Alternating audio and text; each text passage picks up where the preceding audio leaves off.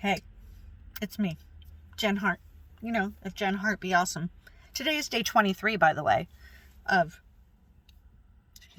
my 15-minute method to change your life. So today we're talking about something really important. How to accept the feelings of anxiety, depression, trauma, whatever you're going through, whether you stubbed your toe, whether somebody died, whether you just keep shitting on yourself. Like, today is the day to use your 15 minutes, either in the morning, at night, somewhere in the middle, to accept what you're feeling. We're doing this for a couple of reasons. First of all, if you keep resisting the thing, whatever it is, whether it's, what you resist persists. And what that really means is that if you don't accept it, and it doesn't mean like if you've been traumatized and you've been abused or neglected or verbally assaulted or physically assaulted, or even just that you had a bad day, it does not condone the bad day. Acceptance means accepting the reality point that it was. The reason why this is helpful is because then you take all of your power back from that moment or experience or lifetime. For some, like myself included, like I've lived with, I wouldn't call myself, because like if you go to a clinician, they would know that I'm not actively in complex PTSD, but I've had those moments. And is it possible it can happen again? Absolutely.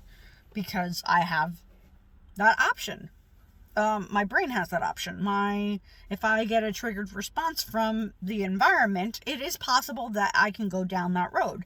But I do damn sure that take care of myself, and I make damn sure that I accept whatever is happening in terms of feelings, anxiety, and it doesn't mean that I don't have anxiety. I mean, for the most part, my anxiety, if it was 1 to 10, because that's always a fun scale, where at one time it was a 10, where I couldn't leave the house, where I couldn't do things, where I couldn't talk to people.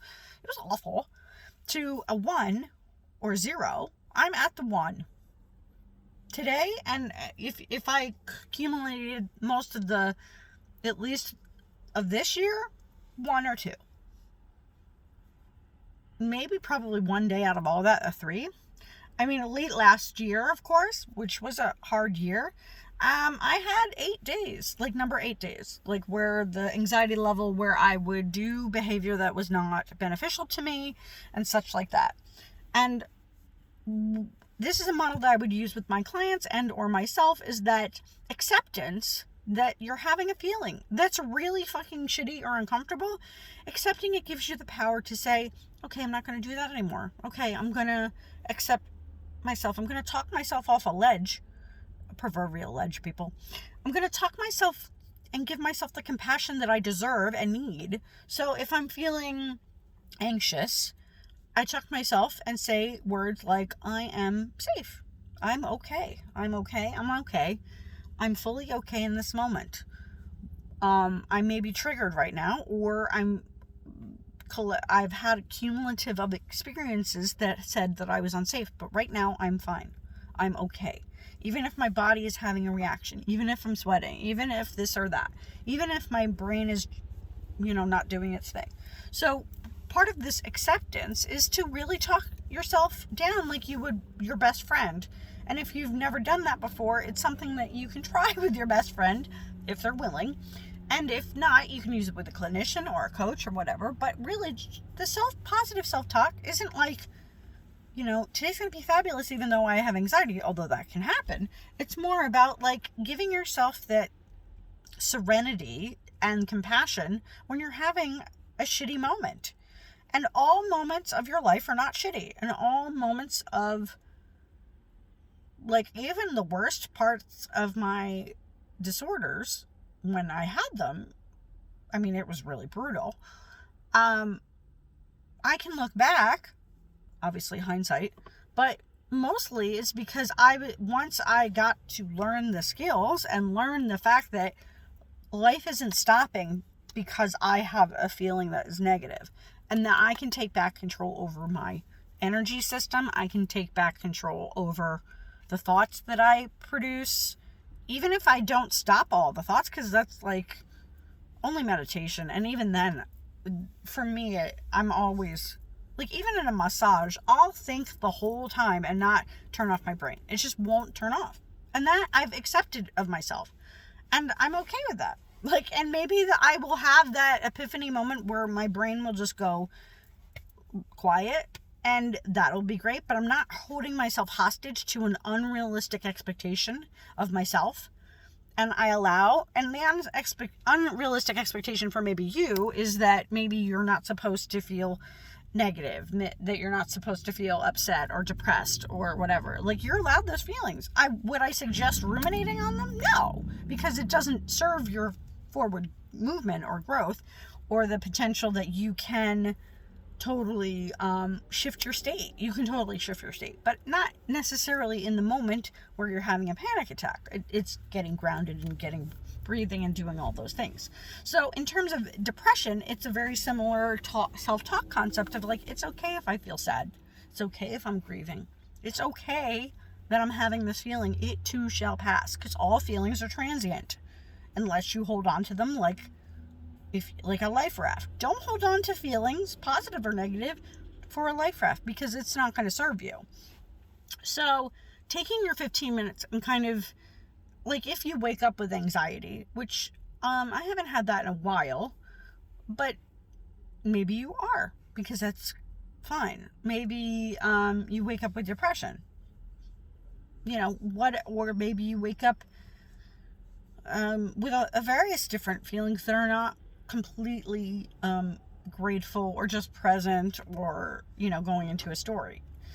You can do a few things for shifting, or just acknowledging. First of all, like I said, accept where you are. Just accept where you are and saying, I'm okay.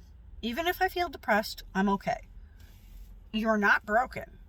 You may need to learn skills, but if you are going to a dentist, you expect them to learn the skills, because that's what dentists do. They go to medical school and they learn how to do whatever they need to do for your teeth. So give yourself a break. We may have not learned them growing up. That's a possibility. Or you may have forgotten these skills, and that's okay. You can get them back. Talking yourself off the ledge is super important. So when you're feeling depressed, or anxious, sometimes distraction works. But if that's your typical habit of distraction, and not actually like feeling the feelings and letting them move through you, like in a mindfulness meditation or like practice, if you're just not being present with yourself, that is something you would need to work on. There's no shame in the seeing of self game by any stretch. It's actually the way you become more empowered and take control of your life and be happy again, or have all the spectrum of emotions, which makes life really fun. And I'm not being facetious. It does make life fun, because if you try to stunt all the bad, like whether it's trauma or whether it's depression or grief, or I would suggest reducing the amount that is stimulus. Like, I don't watch the news. Occasionally it'll pop up on like a feed that I watch, but I don't go seeking news, because I know it's bad, and it's done that on purpose, and that's a whole other topic. So what you control in your environment, and not being like a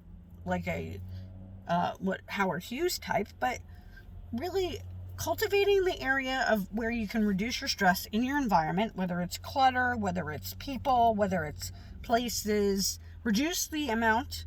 And if you're still feeling that way, that means you got internal clutter, emotional clutter that you haven't processed. Could be physical. You could have a pain if you have like a myalgic situation. All these things are something to look at, and a feedback, and nothing to be shamed about, because you're a human being and it's normal. And I want to preface, normalize. We're living in a very strange time that in probably at least 100 years, people have not experienced, aka a pandemic. So be easy on yourself. It's totally normal to be anxious. It's totally normal to be depressed or scared or uncertain. These are normal, and accept them, and then transform them. Okay, I feel this way. I'm okay right now. I feel this way. I'm safe right now. What can I do to move the needle a little further so I feel safer or more in control of my life or more certain of myself? Because really, you take every job away. Like, I've lived through these experiences. I've been homeless. I've had no job. I've had things in my life that I would never wish on anybody else, but I'm grateful for them because they taught me to trust the internal self and my source, what I call God or whatever everybody else works for. It made me realize that if everything is taken away from me, I'm still okay. There's nothing wrong with me. There's nothing wrong with you. And hopefully nothing gets taken away, but if it is, you'll get to rebuild on a fresh, clean slate of, wow, I handled the most difficult thing in my life to date. I pray that doesn't happen again, and I pray something else difficult doesn't happen again, but I'm motherfucking strong, motherfucker! And that means you are too. And this is why I love resilience training. Emotional resilience, because you are way more resilient than you realize. You just haven't given yourself the props, most likely. And every client that I've ever had that we've gone through resiliency is accepting what has happened, especially if you're working on old shit, like from family trauma or like dysfunction, or even like interpersonal skills where you've been hurt by a partner or a friend or whatever, or vice versa, you've hurt a partner or a friend or whatever. All these things are just places for you can see how resilient you are because you've actually gotten through them. You're alive, knock on wood, and you have another opportunity, an amazing opportunity to try again. That's the gift, and you try again. You may fuck up, and it's totally okay to fuck up. Just get back on the horse. The emotional resilience piece is literally just getting up emotionally, getting up physically, if that's the deal, and know that you have support, internal support. You can take care of yourself. And if you don't know how, you learn from a therapist or a coach or self-help books. There's never an excuse, and I'm not shaming you, but there's never an excuse to say, I don't have the support that I need. It's because there's a 1,000,001 books and 1,000,001 ways to get them for free, i.e. a library, or i.e. the internet. Like, if you have to go on the internet and steal that, I'm not telling you to steal, but I'm telling you to steal. If this is the whole idea, like, I have no resources, is that you are the resource. Your creativity is the resource. Your desire to be here is the resource. So you can do it. And if you're not at that level, like, hopefully you have some money or whatever, and I may everyone be fully abundant in mind, heart, body, soul, and bank account.